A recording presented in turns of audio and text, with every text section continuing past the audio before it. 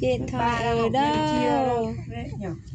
Hải Nam ơi. Cởi áo đi con, thay áo trắng đi con. Trời ơi, đói mà đi. không có sữa cho Hải Nam ăn kìa. Con. Trời ơi, ăn tay Nói mấy luôn. câu. Hải Nam ơi. Trời ơi, đói quá rồi. Đói quá à? Chờ mẹ Yến ăn cơm nha. Hải Đăng nha. Gọi mẹ đi.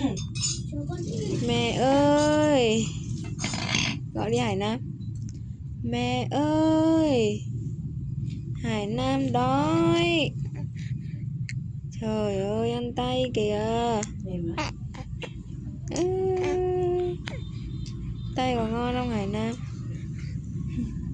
Sao mà nhìn cái này nó